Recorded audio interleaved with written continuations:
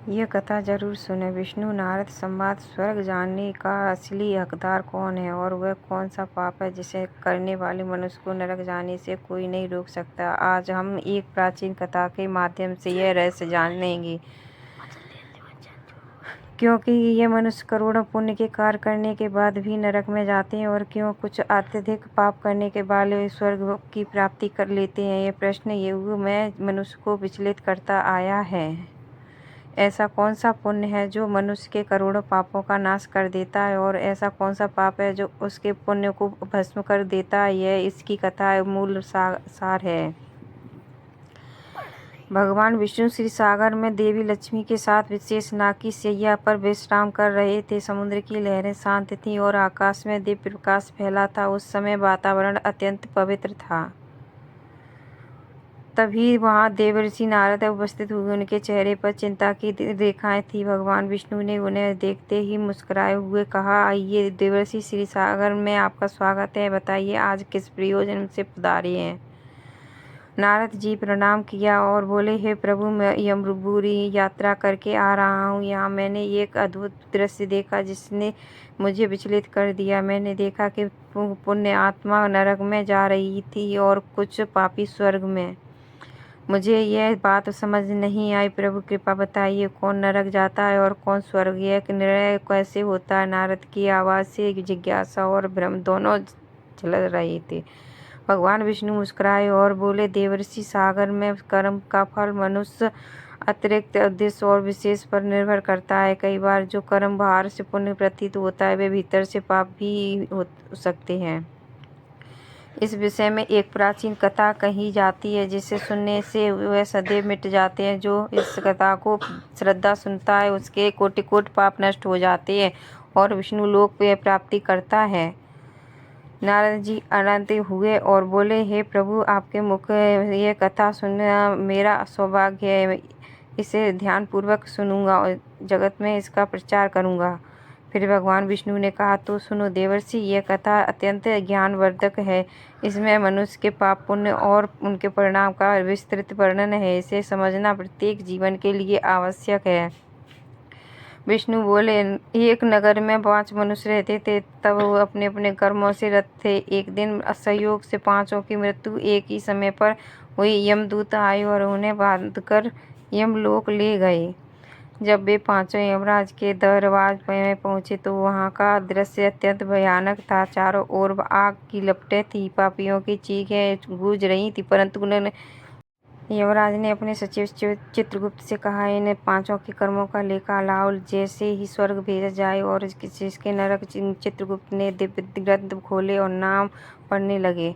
पहला व्यक्ति का ब्राह्मण जो प्रतिदिन पूजा पाठ करता था। दूसरा था क्षत्रिय जिसने युद्ध में वीरता दिखाई थी। तीसरा व्यापारी था जो दान करता था। चौथा एक स्त्री भक्ति थी। 5वां एक साधारण चोर था।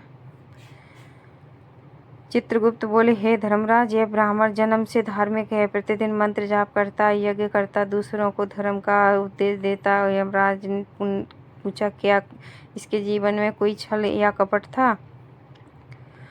चित्रगुप्त बोले, प्रभु, इसके धर्म का प्रचार किया, परंतु इसका हृदय अहंकार से भरा था। यह अपने ज्ञान से दूसरों को तुच्छ समझता और कभी कभी गरीबों का अपमान भी कर देता था। यमराज ने गंभीर स्वर में कहा, धर्म यदि अहंकार से किया जाए तो अधर्म बन जाता है। इस ब्राह्मण ने भाई पूजा तो की पर भीतर से अहंकार रहा। अतः इससे पहले नरक भेजा जाए ताकि वह विनम्रता सीखे। ब्राह्मण कांप उठा। उसने विनती की, प्रभु, मैंने तो केवल पूजा की थी, क्योंकि इतना पर्याप्त नहीं। यमराज ने, नहीं, तब जब मनुष्य के भीतर दया, करुणा और नम्रता, तब कोई भी पूजा स्वर्ग का मार्ग नहीं बन सकती। चित्रगुप्त ने अब दूसरे व्यक्ति का लेखा खोला। यह एक क्षत्रिय जिसने युद्ध में अपने राज्य की रक्षा की, परंतु इसके अपने शत्रु स्त्रियों बच्चों पर भी अत्याचार किया। उसके कर्मों में निर्तन और क्रोध भरा था। यमराज बोले, वीरता यदि दया रहित हो तो वह हिंसा बन जाती है। इसके धर्म की रक्षा नहीं, अपने अभिमान की रक्षा। अतः इसे भी नरक भेजा जाए ताकि यह शक्ति सच्चा अर्थ समझे। फिर तीसरे व्यक्ति का नाम आया। चित्रगुप्त बोले, यह व्यापारी था। इसके बहुत धन कमाया, मंदिर बनाए, दान दिया, परंतु इसके दान में दिखाया था वो दान देकर प्रसिद्ध चाहता था सच्चा परोवर ने।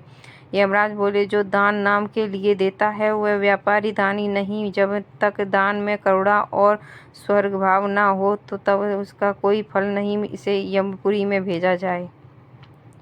अब चौथे व्यक्ति की बारी आई। वह एक स्त्री थी जो दिन रात भगवान का भजन करती थी, परंतु वह दूसरों के दोष खोजती और अपनी भक्ति का प्रदर्शन करती थी। यमराज ने कहा, यदि दिखावे की हो वह केवल आवाज है, आत्मा नहीं। इस स्त्री दूसरों को नीचा दिखाने के लिए भगवान का नाम लिया, अतः उससे भी नरक में भेजो। पांचवें व्यक्ति का नाम पढ़ा गया। वह चोर था जिसने अपने जीवन में अगणित बार चोरी की थी, परंतु एक बार उसने किसी भूखे साधु को अपना सारा भोजन दे दिया। चित्रगुप्त बोले, प्रभु के जीवन में यह एकमात्र पुण्य है। बोलो यमराज मुस्कुराए, यही वह एक पुण्य के नरक से मुक्ति करेगा, क्योंकि यह भोजन करने बिना स्वर्ग सच्ची करुणा से जाएगा।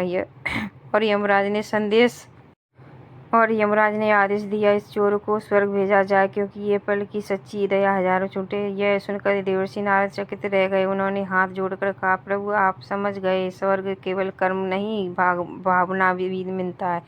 भगवान विष्णु ने कहा, ठीक कहा देवर्षि, कर्म के पीछे की भावना ही असली धर्म और निष्काम भाव से दूसरों के लिए करुणा दिखाई वही स्वर्ग का सच्चा अधिकारी है। विष्णु बोले, देवर्षि मनुष्य के जीवन का सार यही है कि वह कर्म में निस्वार्थ रखे, चाहे पूजा हो या सेवा। जब तक उसने अहंकार रहेगा फल नहीं मिलेगा।